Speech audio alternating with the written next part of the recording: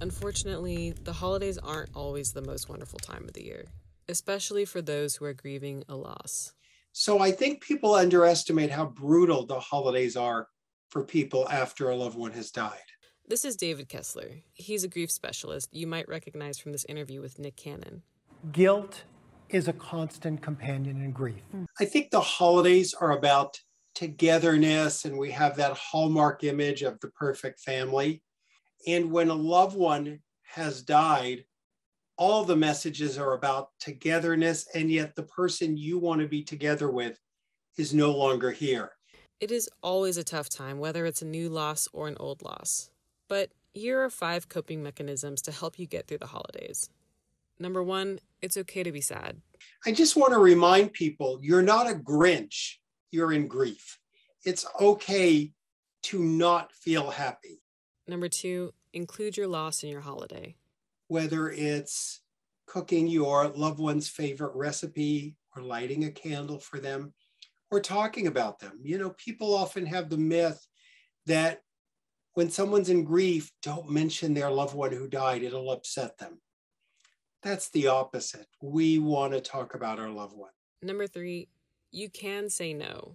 There's going to be events you're going to get invited to. I always say have an exit strategy. I walk into every event saying, I can't stay long. I also tell people no is a complete sentence, and you don't have to explain your healing to anyone. Number 4, ask for what you need. We live in a grief illiterate society. So sometimes we have to ask for what we need. And I talk about doing that as a direct ask. To say, I need someone to just have coffee with me every morning for just a few days to give me a reason to get out of bed. To ask for what you need. Even though we think our loved ones should know, they don't. And we've got to be the ones to ask and be very clear and direct about what we need. Number 5, give grief dedicated time. So for me, if I'm going to a holiday dinner, I might go to my son's grave first and give it some dedicated time. Even the busiest person can dedicate their shower time or their bathing time to their grief. You know, what we avoid pursues us, and what we face transforms us. And we want to allow the grief to wash over us to help heal us. What's important to understand is everyone experiences grief differently, and that some of these may be helpful and others not so much. But no matter what, no feeling is final. Our feelings will transform.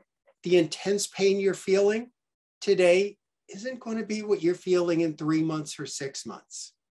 We don't know what next month, next year is going to look like. And it's okay that it hurts today that bad. The intensity will change in time. Our goal in grief, to me, is ultimately remember with more love than pain.